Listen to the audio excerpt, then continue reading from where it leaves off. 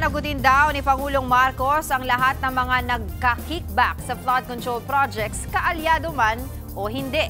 Sa ilalabas pa lang na bagong episode ng podcast ng Pangulo, dapat daw may managot sa paghihirap ng mga Pilipino dahil sa mga katawalian sa proyekto.